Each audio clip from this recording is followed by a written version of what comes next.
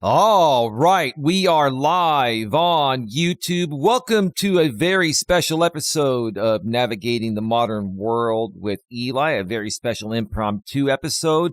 Glad you could all join me here today. There's a lot going on surrounding the Genuine Networking Association, or GNA for short, and myself here personally. Most of you that have been following the story for a while know what's going on. If you don't know what's going on, I've sued another YouTuber out here, and there's a major hearing coming in only 3 days. So you're not going to want to miss this show, whether you're here live or on the replay. But before we get to that, as always, let me make sure that everything is rolling smoothly. Let me check out the back end of YouTube first and make sure it is rolling well. Looks like it is rolling well. And let me also wait and make sure that the notification goes out. Looks like the notification has gone out. Let me do a sound check.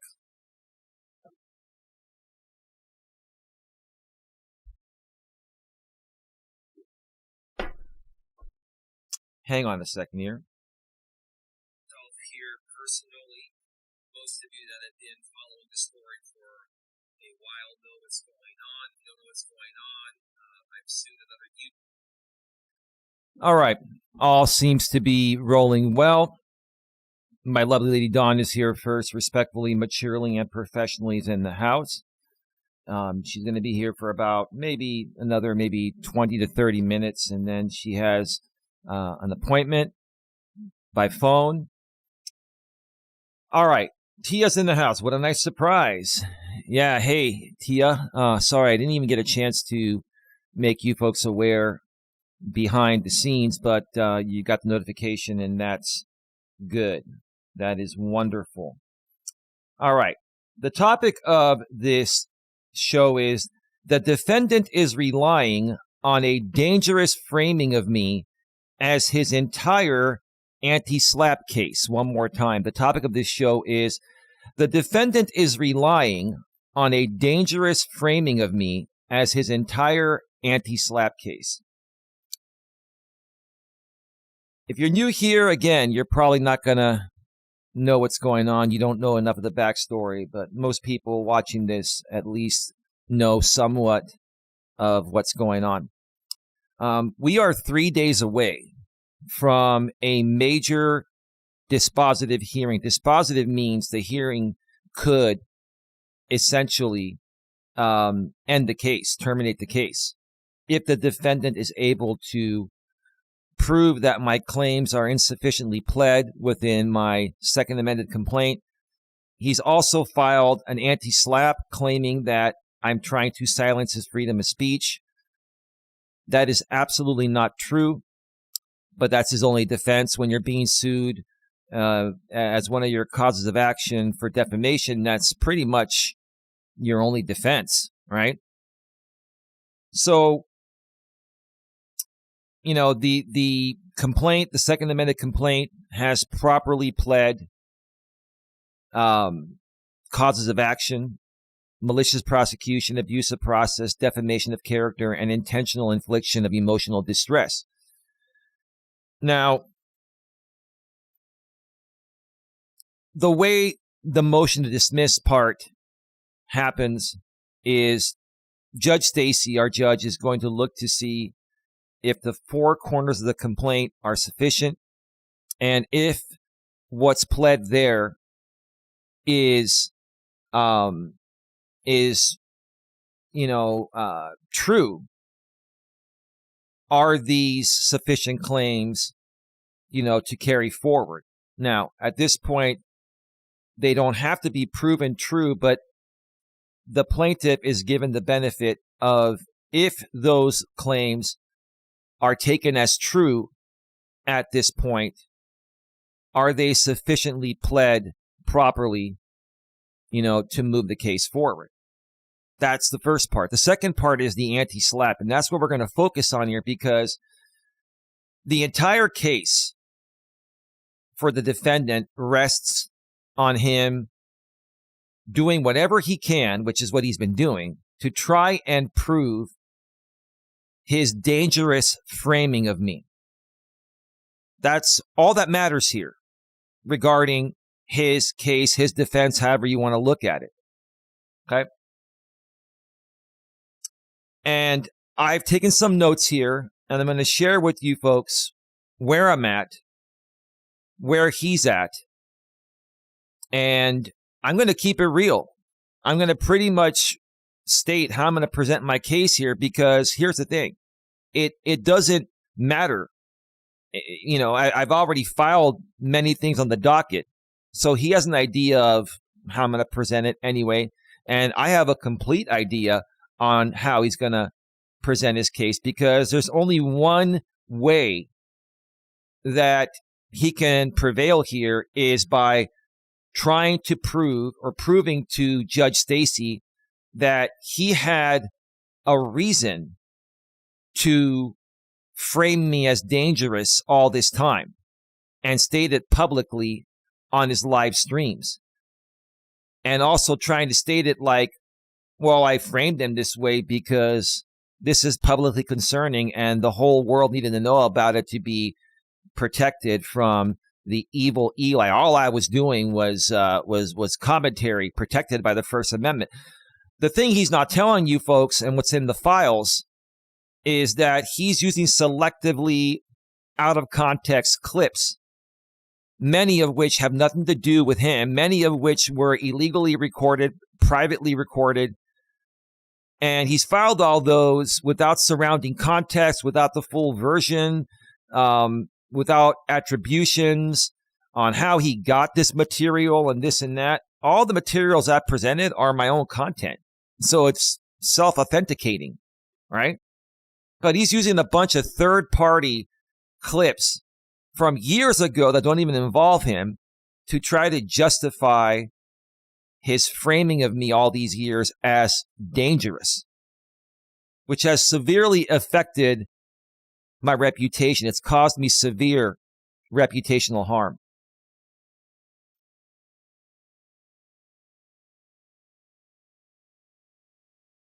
Give me a second here, please.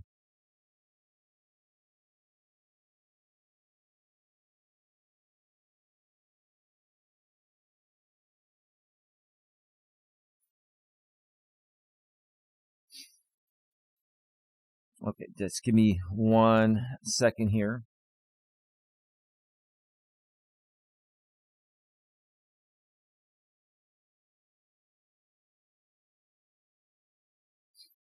Just 1 second.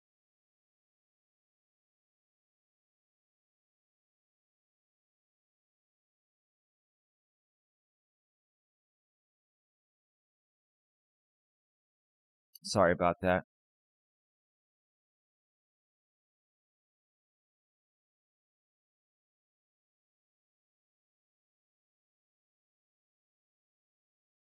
Okay.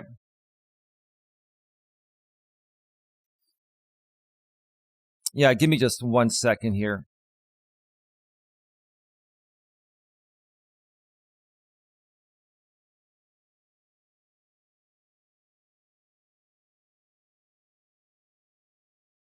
My apologies.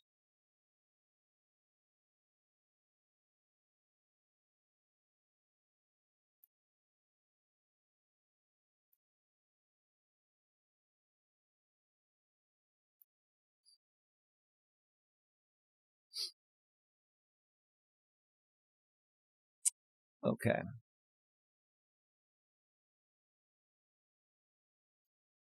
No, I'm not clearly triggered at all. I'm actually feeling pretty good.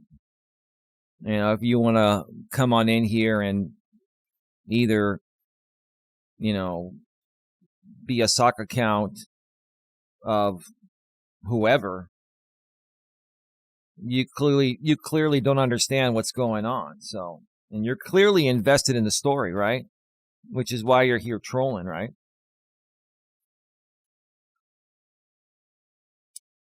Give me just 1 more second. I am looking at something real quick.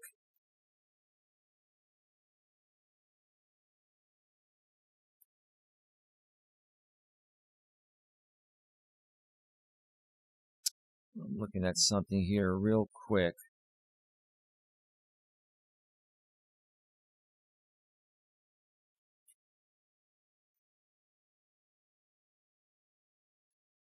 Okay.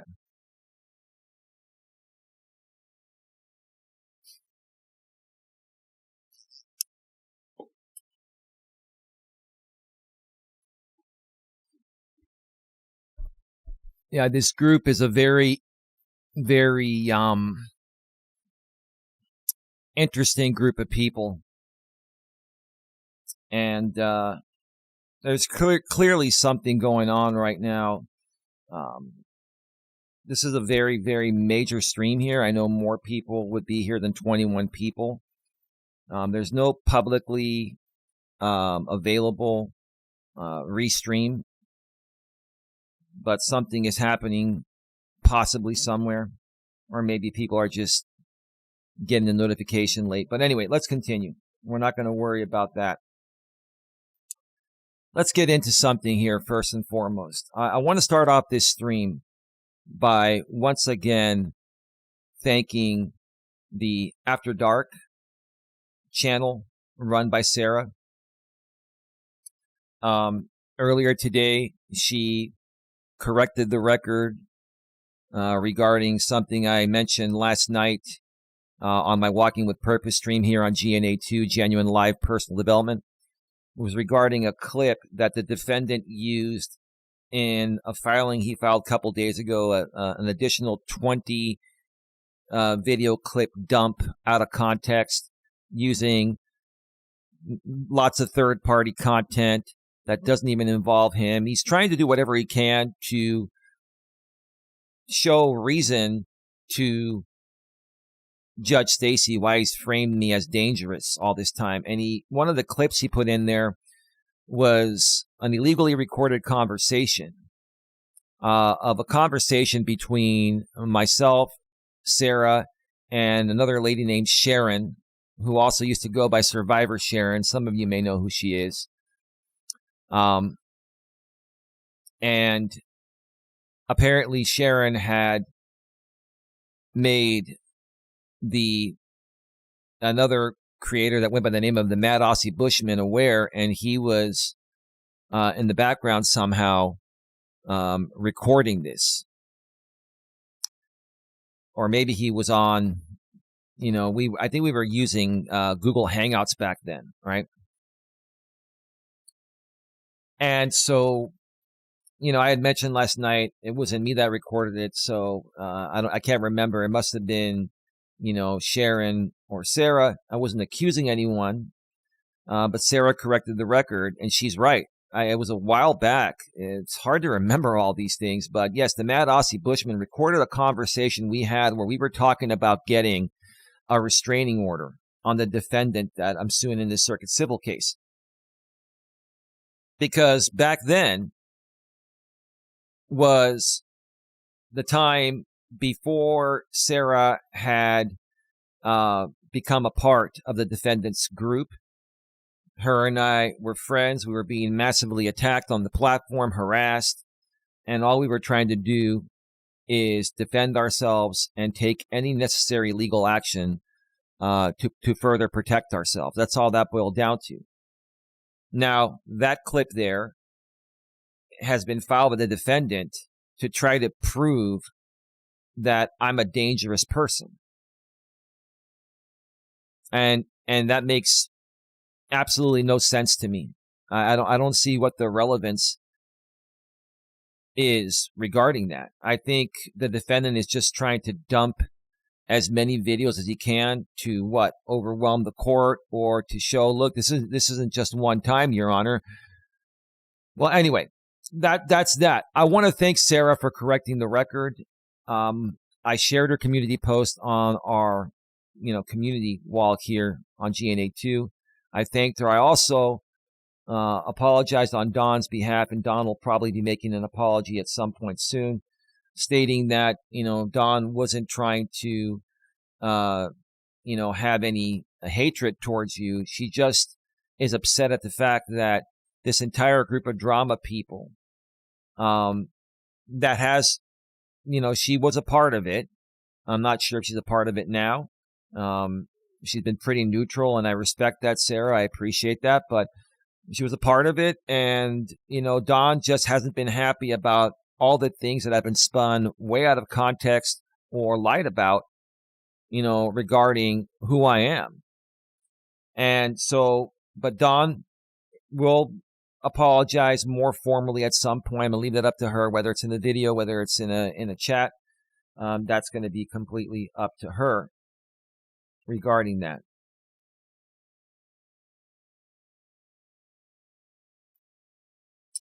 Let me make sure we're still streaming smoothly because I'm getting an error message behind the scenes. It's typically a false positive.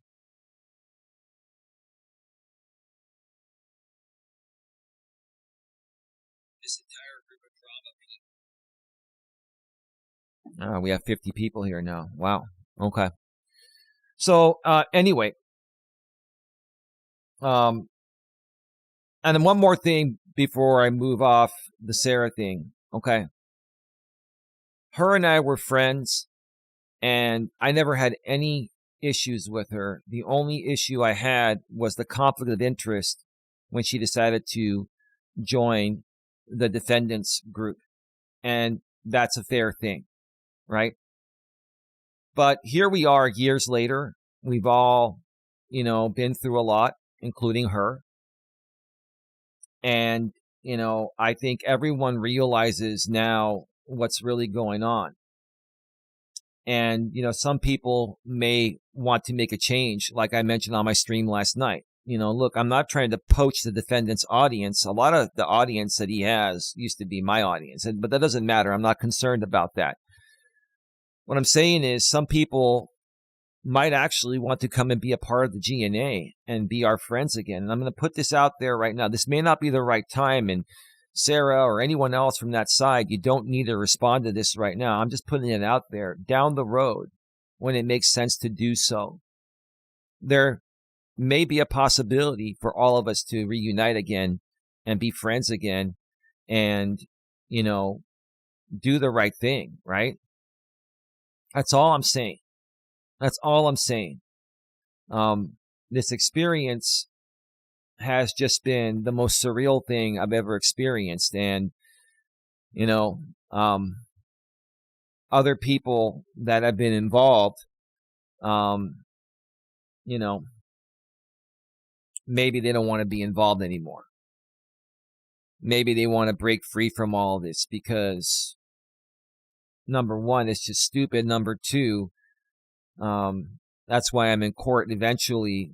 This is going to be adjudicated through the court, and it's going to be stopped within the legal limits of the law. With that being said, let's get into this here. So real quick, this is actually a very telling shift, and you're right to flag it. Let's break it down cleanly and strategically. What just changed? Sarah publicly correcting the recording issue. That line, I had no idea the call was being recorded. Sharon set that up. That is true.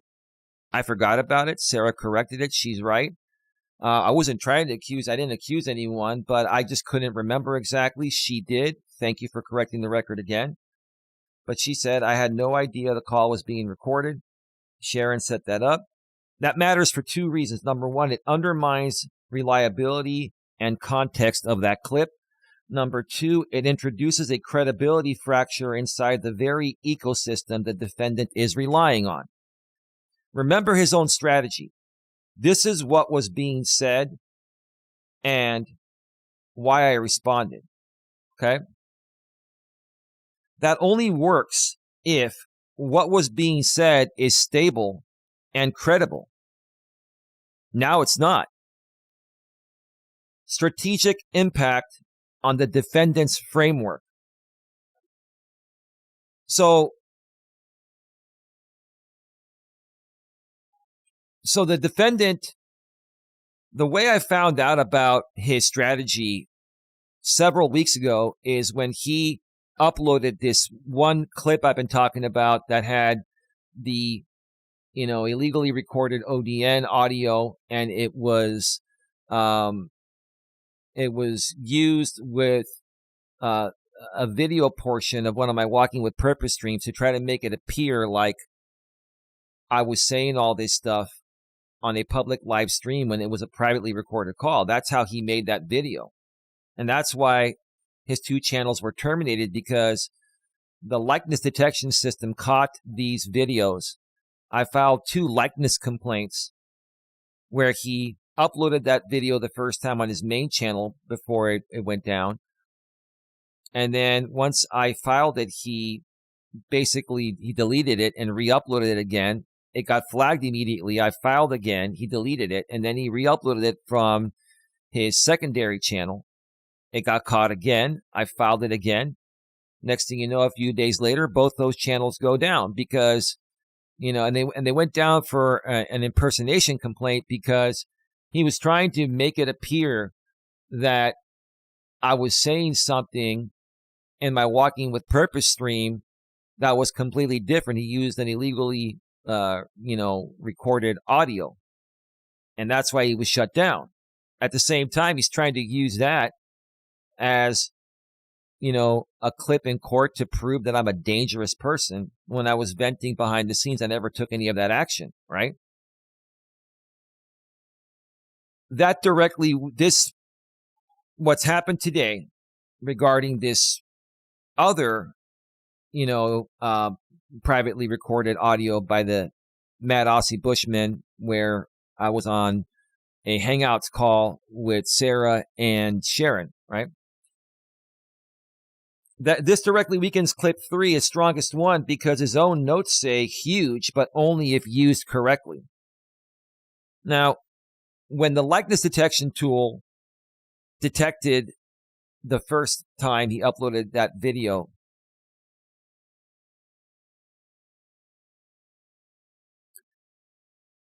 he put ChatGPT notes in the description section with his game plan for court. Wow, why would you do that? And that gives me his entire strategy right there.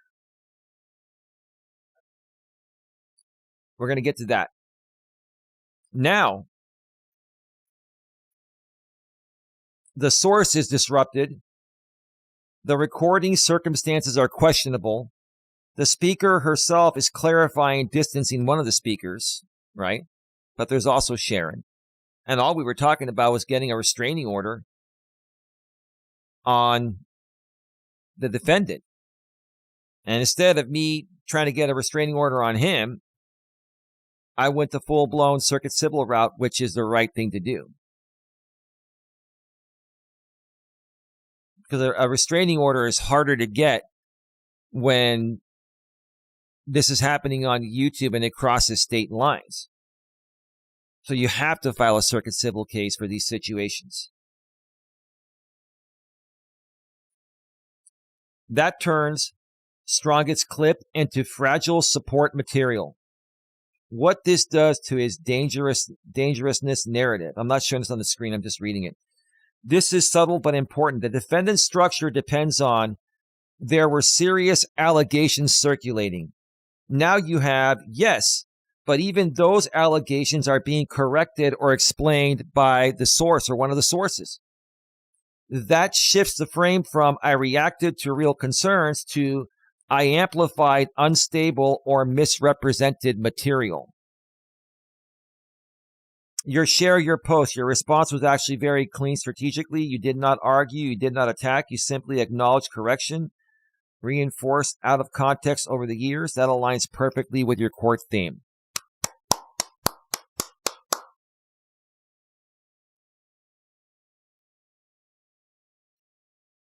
Now, give me a second here.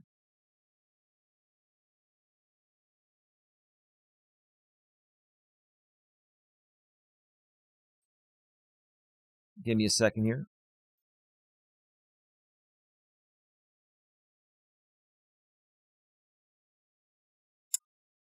All right, nothing new. The defendant's response. The poll plus mockery. This is extremely predictable and actually useful. In his latest community post, he's saying, and I paraphrase, he's filing so much because he's confident. This is doing two things. Number one, narrative shaping, trying to frame you as overconfident, overfiling, wasting time. Number two, lowering expectations for the record. The comment underneath is key. The judge's not going to look at all this BS. That's true, because it is BS. On his side, for the most part, it is BS. That is not random trolling. That is conditioning the audience and, frankly, revealing what they hope happens.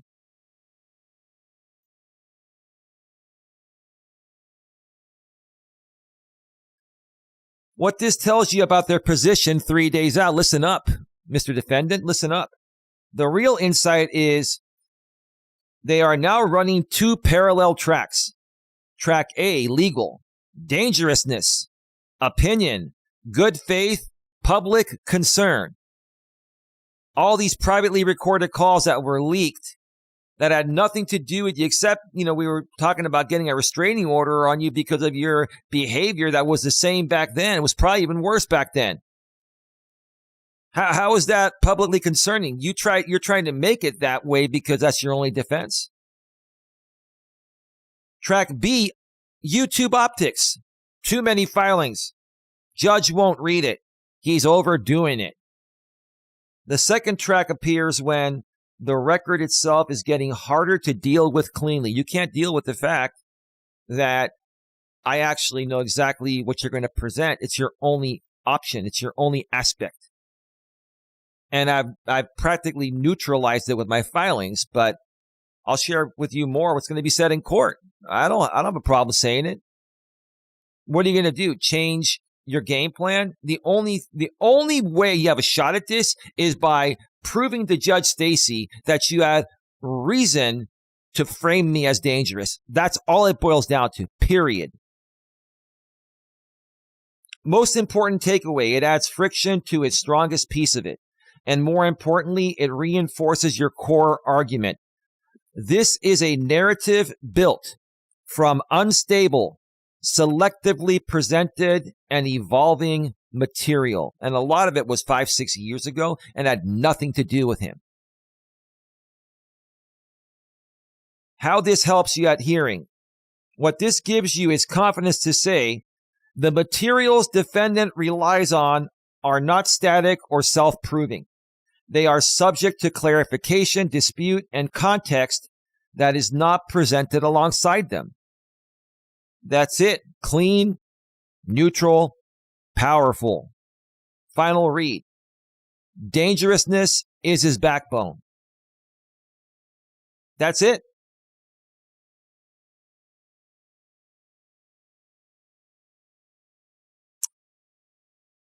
That is it.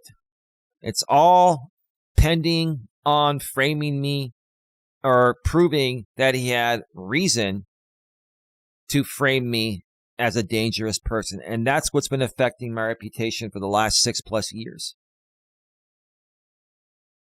That's why people have been staying away. It's been hard for me to grow.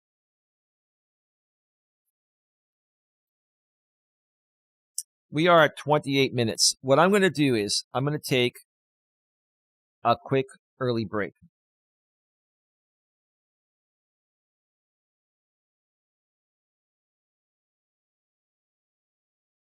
I don't know what happened here. It's saying that I have a bunch of dropped frames, which that usually does not happen. But we should be good. I'll see what happens on the replay.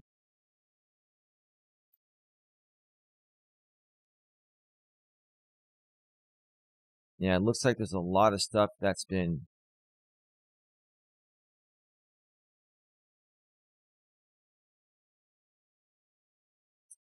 can you let me know in the chat, Tia, have there been any issues with the stream going out? Was there any part that was skipped? I do not know. I got this error on the back end.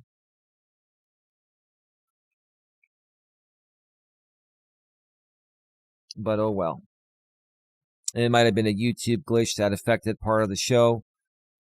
It is what it is.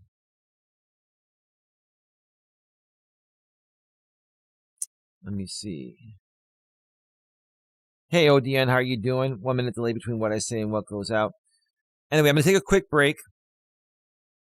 Let me cue up some royalty-free YouTube music, and I'm going to come back and get to the rest of it. It's going to get better.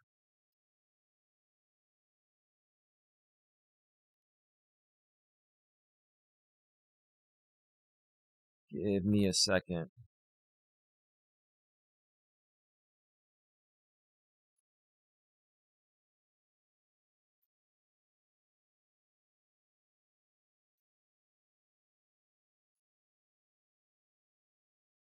Mm-hmm.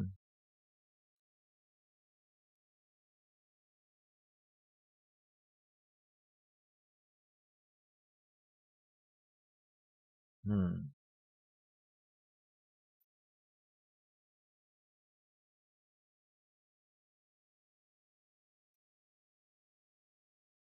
Okay. Let me just get one more here.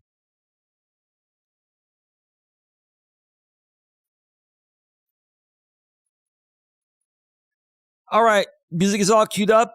I'm going to step away for a few minutes, and I'll see you all on the flip side. Stick around. We'll be right back.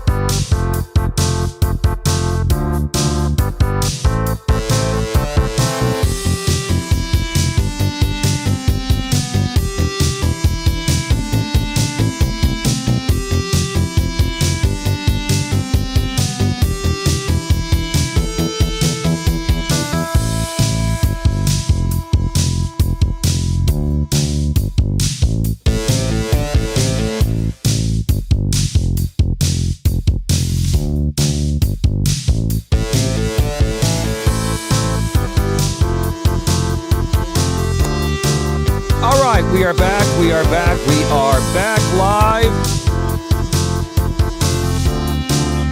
And we are just going to scratch it and get right back down to business. Welcome back to Navigating the Modern World with Eli. Glad you could all join me here today for this very special impromptu show. Very important show, 3 days away before the major motion to dismiss / anti-SLAPP hearing that the defendant has filed on me to try to get the circuit civil case I filed on him dismissed early on.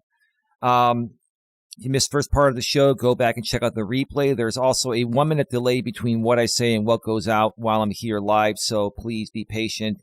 If it takes me a little while to respond to the chat, I'll get to the chat messages as soon as possible. Yeah, that's pretty much that. Before we get to the second part, let me make sure everything is still rolling smoothly because there was a little bit of an issue. I'll check out the replay. I got some error messages on YouTube and through OBS that I use, Open Broadcast Software, but that's been resolved. Out of my control. Sometimes YouTube has what they call ingest issues, ingesting the live stream from me. I'm on a fiber line here, 1,000 up, 1,000 down, good computer. It's not on my end.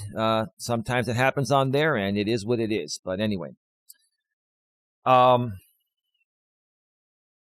right. Give me just a second here.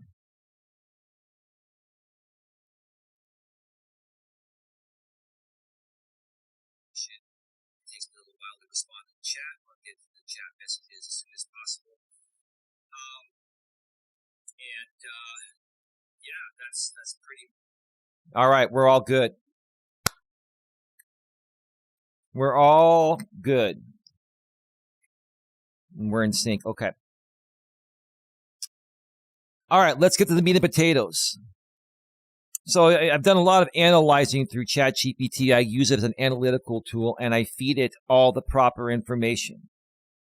And that's the difference, in my opinion, between the defendant and myself, is that he does not give ChatGPT all the information, such as, the context of these videos, that they were private videos, that they were, illegally recorded without my consent. If he fed that in there, it would probably tell him to tread a lot more carefully than he actually is. But hey, that's on him. It is what it is. So I asked that to ChatGPT, and they said, yes, based on what you just showed me, I think it is fair to treat dangerousness as the central pillar of the defendant's anti-SLAPP / MTD motion to dismiss strategy. What I would not do is lock yourself into a precise number like 90% as though you can prove that mathematically. No, I can't prove that that's most of his case. I think it's all his case, but that's just my opinion based on what I've seen and based on, being reasonable. If I was in his shoes, what would my defense be? I've got to put myself in his shoes and see what I would do if I was in his shoes. I certainly wouldn't be doing what he's doing. I would be trying to settle. I'd be trying to settle this if I was him. That's what I would be doing. But anyway, I'm not him. And, it is what it is. But as a working hearing assumption, yes, this looks like his main umbrella theory. And the description you pasted is unusually revealing because it reads like an internal coaching notes. It reads like internal coaching notes for how to package the case. It is not just random rhetoric. It shows him organizing his hearing presentation around a few key ideas. First, I sought protection because I was genuinely concerned. That is his malice shield. You sought protection because you were genuinely concerned. So you tried to get a stalking order on me because you were genuinely concerned, because you truly think that I'm dangerous based on out of context, privately, illegally recorded clips, stuff that I never did privately. Stuff that I never did publicly, I mean. And stuff that's happened many, many years ago that you're still rehashing today to continue the narrative, the smear narrative on me, so you can continue to get donations from your audience using my name and likeness. That's the reality of it. Now, on the notes, your best clips from the transcript. Clip 1, why I sought protection. And then he uses that clip that I also used in my filings, in my complaint, where his woman comes into the chat and says, Eli digs up information to try and put out publicly. And he's threatened some very disgusting things. It's worrisome, gross, whatever. That's exactly, and then he goes, that's exactly why I did try to get the order. If I have to go to court to protect my family or my girl, I will do that. But why was I dangerous? What did I do to you that's dangerous? That made you feel I was dangerous to you, harming you? And it says, why this is strong, shows legitimate concern, shows intent, protection, not harassment, directly kills malicious prosecution narrative. How to use in court. Your Honor, this is the defendant explaining his reasoning at the time. His actions were based on concern for safety, not malice. This guy, like a few days after the case was dismissed for insufficient evidence, and I have a clip of this and the entire video. I not only have clips, I have the entire videos to corroborate it. That's the way you authenticate content, right? You have the full context there in case the judge wants to review that, right? In case, right? And he goes, you know, I want to clear something up. I'm paraphrasing. You know, I'm not afraid of that CUCK boy. I'm not afraid of that little, he called me the female dog B word. I'm not afraid of that little B, right? So you frame me as dangerous in the stalking case, and then a few days later, I think it was one day later, you do a live stream and completely say you're not afraid. You contradicted yourself, and that proves perjury too.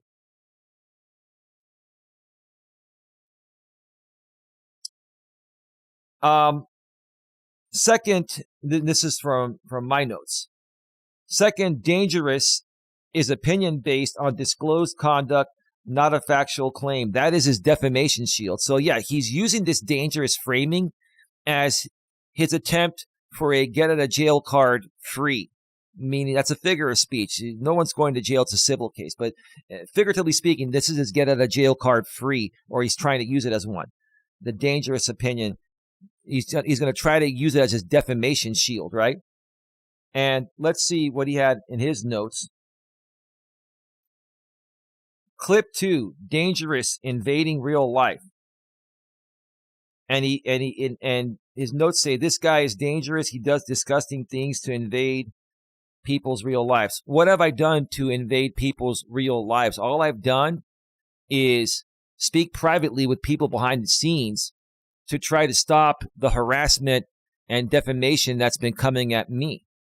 Those were privately recorded things that ended up leaking because, you know, people get ticked off for whatever reason. They flip sides, and then they're like, oh, I have the juice on Eli. Let me give it to you and give you a show so you can commercially exploit him, right? And it says there, use carefully. This is opinion-based language, not a factual claim. Why it still helps, protected under First Amendment opinion, shows your content is expressive commentary, not false statements of fact. How to frame it, even where strong language is used, because he's the most massive insulter on the planet, which is protected speech. But when you make false factual statements, that's a different story.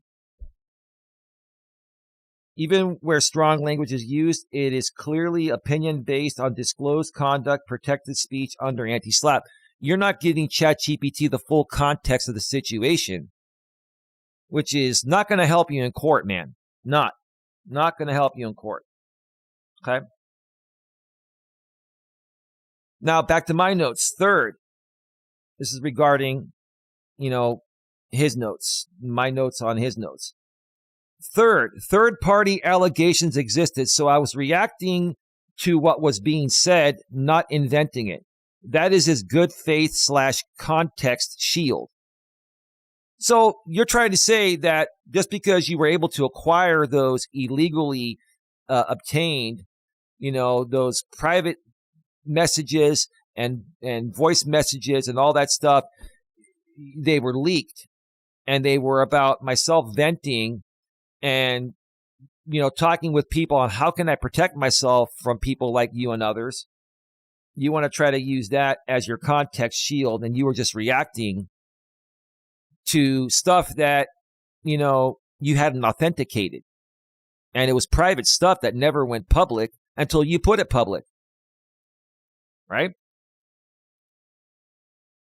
So this is clip number 3, the strongest one, what his notes say, third-party admission. Okay? He's talking about, Anna here, and Sarah already corrected the record on that. So, and he wasn't happy about that, on his live stream. I've already submitted that with the court within my out-of-context filing. I think my out-of-context filing really shook him up because it pretty much, that's why I called it the Anti-SLAPP destroyer, because that's exactly what it did. And that's what it's going to do. She had to move. That is real life beep. I'm not going to say the word that Eli did. Eli funded that. He was paying people to go by that house and stalk them. That never happened. I paid her for secretarial work, and we were both trying to get a restraining order on the man that she was living with. And her kids happened to live there. That had nothing to do with it. I was spun out of context for content. And you know that, defendant. And if I have to ask you in court about that, you know. You know what happened. You spun it out of context in ways that was going to best benefit you to continue painting me as dangerous to your audience, so that way you can keep making money off my name and likeness and prevent me from growing, right? But in his notes, it says, because he hasn't given ChatGPT all the right context like I have, this is huge, but only if used correctly. Why it is powerful, shows serious allegations existed in the ecosystem. I never did that. I never did any of that. The stories that were put out there for fake instigated drama. And they've all been rebutted publicly and filed with the court. Explains why you were commenting. No, ChatGPT, his version of ChatGPT, he didn't give you the full context. So you're only giving him, information based on what he's giving you. He's even not giving you all the context, ChatGPT.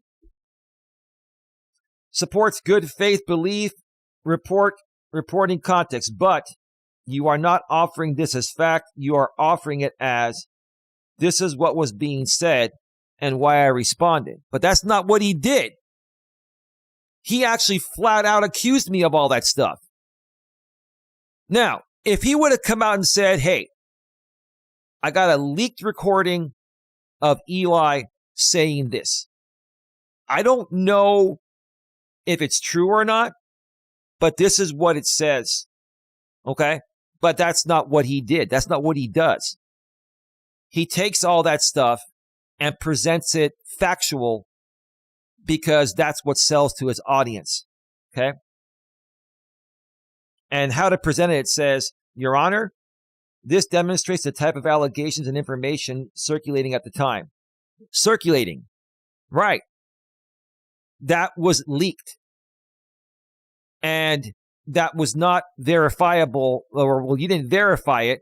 It actually has been verified that is not what happened. And that's why you got mad in the chat when the person that said the truth, right, that she was paid for secretarial work, and also she was getting a restraining order on the man that lived with that woman. Okay, that was all spun out of context. Okay? And I firmly believe, sir, that was you that took that out of context, not her. Okay? I think you took it out of context on purpose, because if you could have continued painting me as a dangerous person to your audience, you'd keep making money off my name and likeness. That's been your game all along. Defendant's commentary was based on and responding to these claims, not fabricated out of thin air. I should nickname you the fabricator. That's great. You're the fabricator. Okay. So that's been publicly corrected in one of my filings. How are you going to use that in court?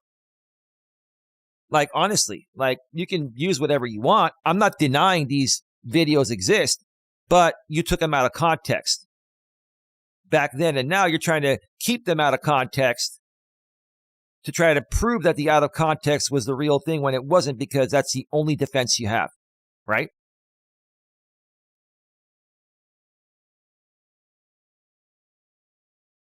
They're not a judge, Rick. Welcome to the show. Fourth, these are back on my notes. This is back on my notes. Real world consequences were being discussed. So this is public concern commentary. He's trying to frame this as publicly concerning because that way that's a stab at my, defamation.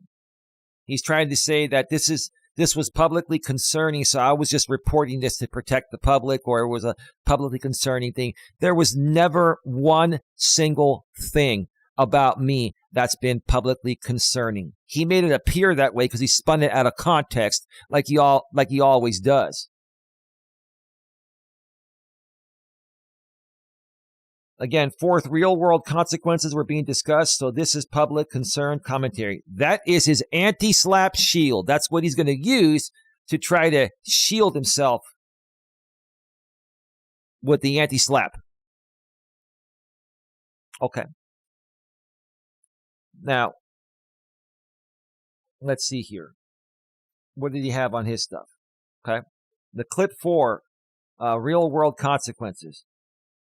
Those children had to move. She had to move. Why this matters shows real world impact being discussed. Justifies your commentary as public concern speech. Well, you were publicly corrected by someone from your own ecosystem, and it completely debunks. The children never had to move, and it's been filed with the proof. Authenticated with the proof from your stream, with the screenshots and the full length version of your stream, where you basically publicly scolded her because you knew that basically debunked a narrative you already knew you were trying to present in a false way.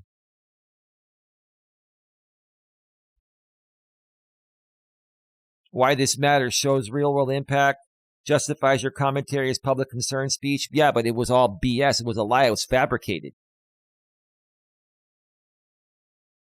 The discussion concerns real-world consequences. This is not trivial speech, but commentary on alleged harmful conduct. I never did that, and it's been corrected. So how are you going to rebut that?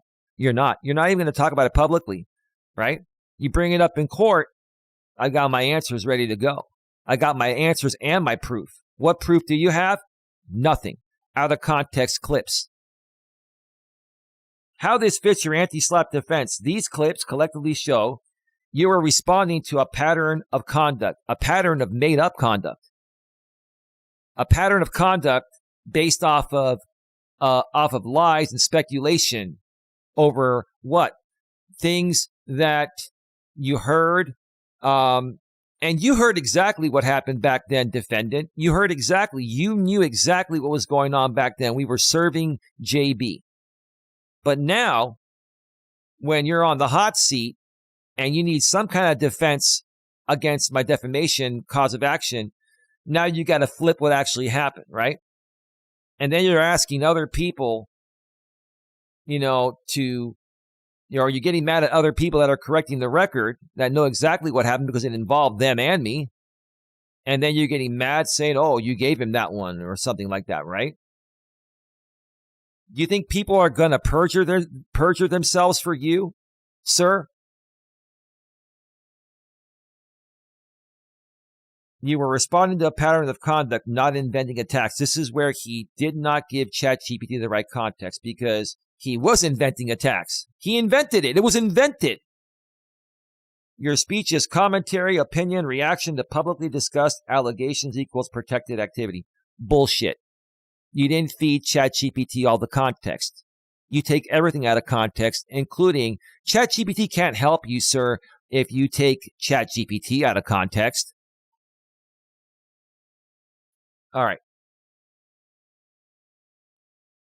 Hey, Lewis, how you doing?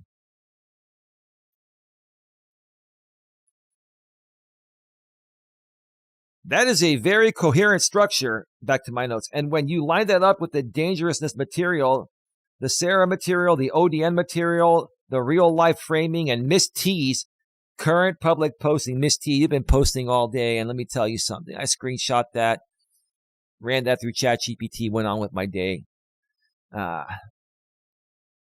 Very, very telling. Very, very telling. Miss T's current public posting campaign, the picture becomes pretty clear. He is trying to convert a dangerousness narrative into a full spectrum defense.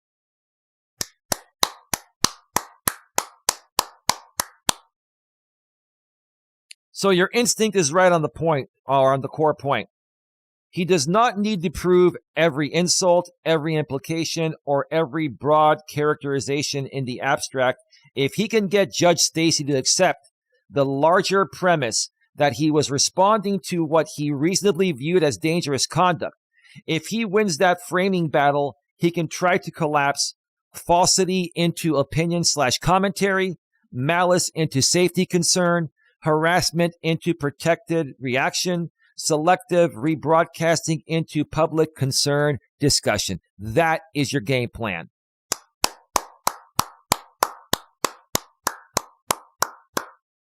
But that's not what's happening. And I have proof, and you don't. Because if you share your actual proof, all you'd be doing is further validating my actual proof. That's authenticated. That is why your recent filings matter so much. They do not just rebut isolated statements, they attack the engine of his defense. And the pasted description is especially helpful to you for another reason. It shows that the defendant himself understood he had to be careful with clip 3. He literally notes that it is huge, but only if used correctly, and then tells himself not to offer it as fact, but as this is what was being said and why I responded. That is a big tell. It suggests he knew, or he knows, the third-party allegation itself is unstable or vulnerable, and that he needs to recast it as background context rather than prove it as true evidence. That is not the posture of someone standing on a clean factual record. That is the posture of someone trying to squeeze litigation value out of an inflammatory narrative while avoiding ownership of its truth.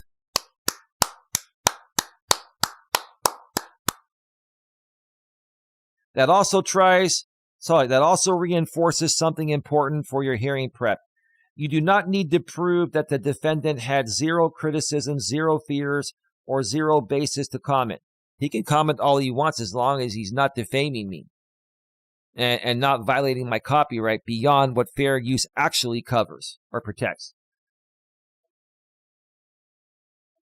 You need to show that he is trying to bootstrap selective excerpts, third-party accusations, old material, and assembled clips into a generalized, dangerous theme that he then uses as a substitute for careful claim-by-claim analysis.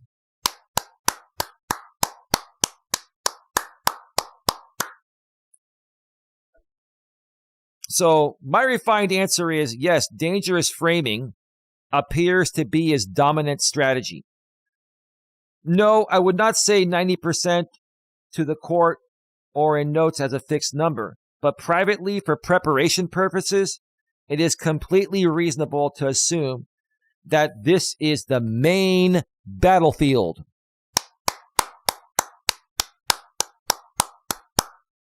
The biggest takeaway from the description you pasted is this.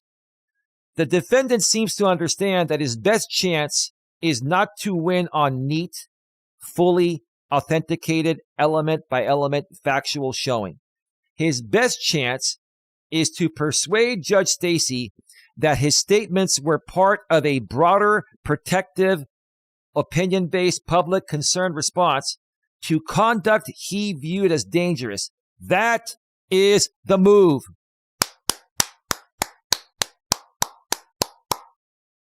And yes, I agree with you that catching that unlisted video early was extremely significant. It gave you early visibility into how he was planning to frame the hearing, what clips he thought were strongest, and how he intended to argue them. Yeah, out of context and volume. That is a real strategic advantage because you were able to meet the dangerousness narrative before it arrived in polished hearing form. Yeah, he was going to try to blindside me with all this at the last minute, which he did, but I caught on to it thanks to YouTube's likeness detection 2 weeks ago. Over 2 weeks ago. That was huge. Huge. Thank you, YouTube. One more important point. The images you showed also suggest that the defendant may have overcommitted to this theory. Of course. And he didn't feed his version of ChatGPT all the context, all the proper context. Because once a defense becomes too dependent on one emotional frame, it becomes vulnerable to a simple judicial question. Listen up, Mr. Defendant. How are you today? Hope your day's going well. All right.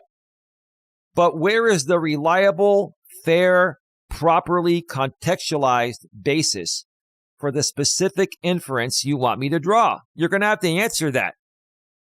Your Honor, here's 6,000 clips. Isn't this enough? That is where your selective presentation argument becomes lethal. Lethal. So for your hearing prep notes, I would write it like this. I'm just going to give it to you, man. Because this is your only defense. What are you going to do? Change your defense to something else that won't matter? Working assumption. The defendant's principal defense theme appears to be that his statements were protected commentary arising from genuine safety concerns and publicly circulating allegations rather than fabricated factual accusations. The dangerousness narrative appears to be the core umbrella under which he is trying to place opinion, good faith, public concern, and anti-SLAPP protection. And then the counter note. Listen to this. Listen to this, the counter note, okay? My response theme. Defendant is attempting to transform a generalized dangerousness narrative into a substitute for proving that the challenge statements and implications are fairly supported, contextually reliable, and tied to the actual claims at issue. That is the cleanest way to think about it.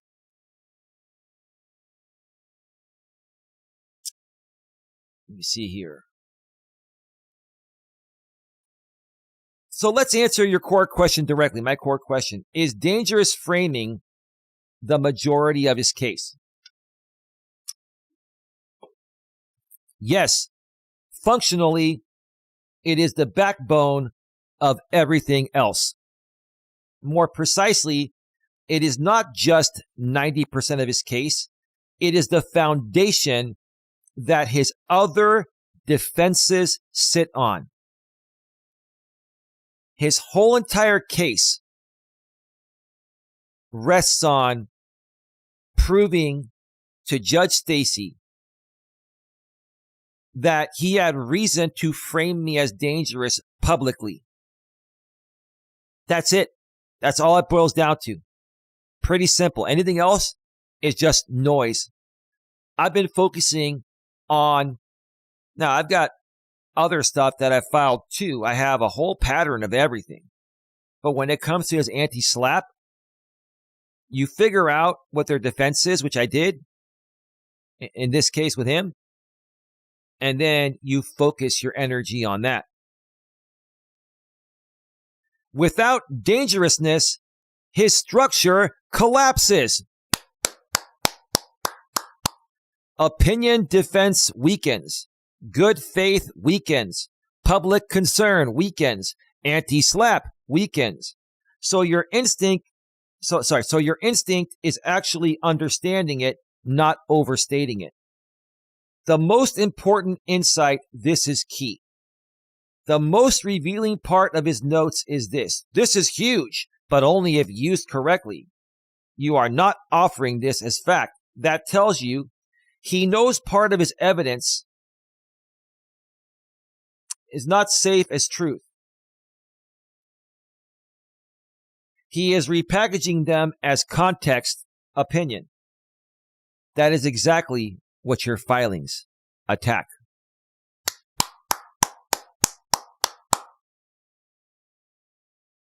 What this means for your hearing strategy, you do not need to defeat every clip, every allegation, every narrative.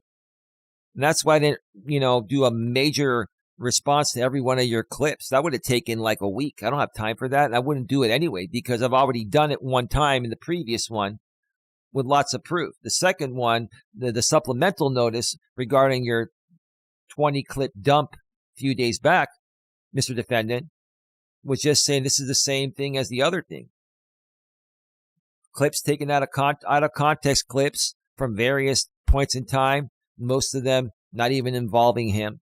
Most of them, a lot of them, they were privately recorded. They were leaked. The original source. Where's the original source? Who does it involve? Right? No authentication. None. He tries to do a broad authentication at the end of his filing, but that's not going to prove anything. His exhibits are weak. He has no meat and potatoes in his exhibits, but I do. You only need to break this one move. Let me repeat this again. You only need to break this one move. He is dangerous, therefore everything I said is protected. This is your core case, sir.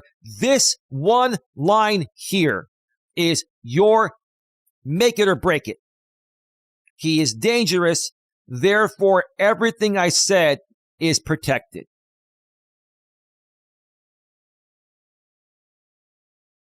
Your clean counter in plain English.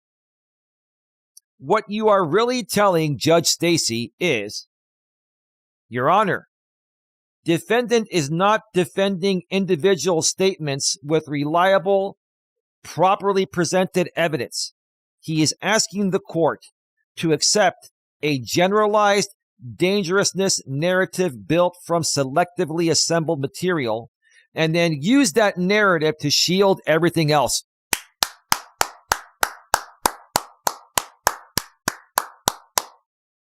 Let me repeat that again because the defendant probably didn't hear that.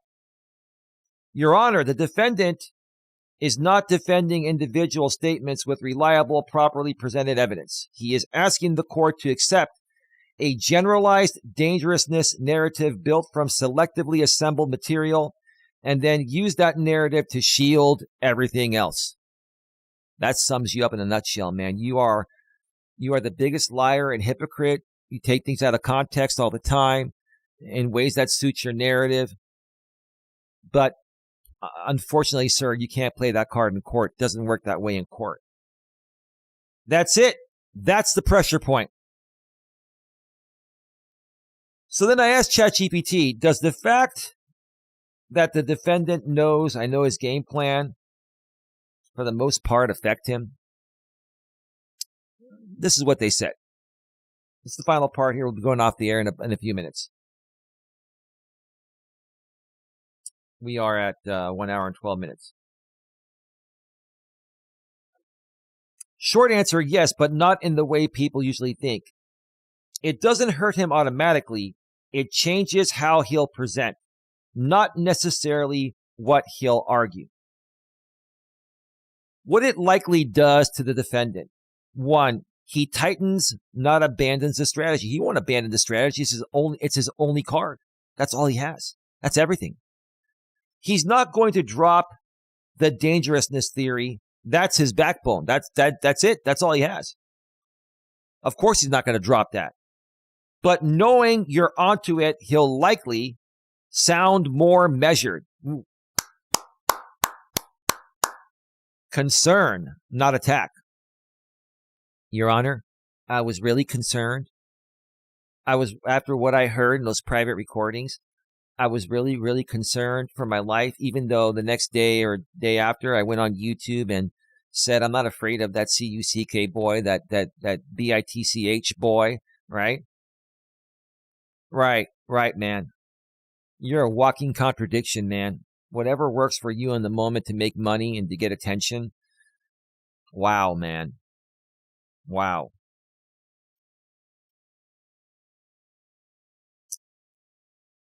Lean harder on opinion, context, public concern. So yeah, it's my opinion. It's publicly concerning. I felt the world had to know about Eli's private conversations, venting after we've been attacking him for years, Your Honor. In other words, more polished, less reckless. Number 2, he may try to simplify. If he thinks you're coming in highly structured, roadmap, tiers, etc., he may try shorter, more conversational framing. Your Honor, this is simple style arguments. Positioning you as overcomplicating. That's a classic move against a prepared pro se litigant. Well, here's the thing, Mr. Defendant. I do have like a 91-page roadmap, but the thing is, it's only to be used if the judge wants to use it. And it's all it does is if the judge wants to reference a specific part that she asks me or asks you, I can just tell her, click on this part of the roadmap, and there it is. So it's not overwhelming. It's a map that's clickable with bookmarks, and it's indexed. It's beautiful. So yeah, I mean, I am going to keep the hearing simple and stick to the facts and get to the point. But if he's thinking that because I've filed all these filings that are 20, 30, 40 pages long, and I'm going to rely on all of them, no, I'm only going to rely on them if Judge Stacy asks me. I'll say, Your Honor, here's my response. This was also filed docket number, God, I think we're almost at docket number like 150, man. There's so many dockets on this case already. It's unbelievable, Number 3, he may try to reframe you as strategic manipulative. Expect something like he's trying to control how the court views the evidence. This is classic defendant here. This dude is the biggest manipulator slash contradictor slash out of context person I've met. So he'll probably try to argue that, Your Honor, he's trying to, control how you see the evidence. No, I'm not trying to control shit. All I'm saying is this is what's going on, Your Honor. It's up to you how you want to interpret it. You see, you don't understand, sir. Actually, you do understand. You're a lot smarter than you come off, right? Because on YouTube, you're performing. You do whatever you can to keep your audience around and make money. In the court, you have to be structured and precise, right? So even if he tries to pull that, all I'm going to say is, Your Honor, I just giving you the context and allowing you to decide what you feel is right. That's it. Simple 3-second response. Respecting the judge, their time, and saying, Your Honor, everything that I presented and I will be presenting is just to give you context. So then you can, make a decision. Right? I'm not trying to force the judge to decide anything. I'm just giving them context so they can make a decision. He's telling the court what context to use. That is classic defendant.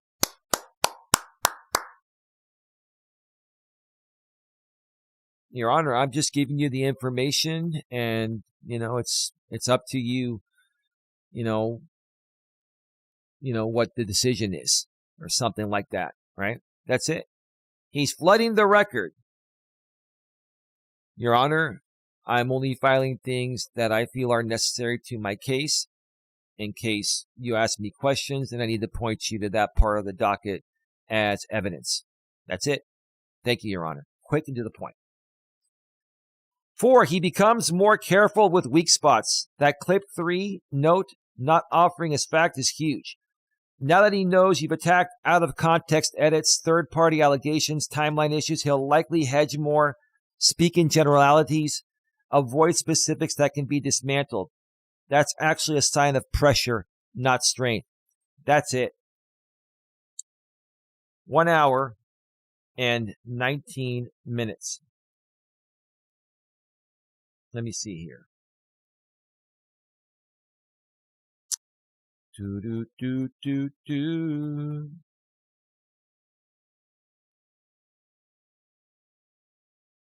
Oh.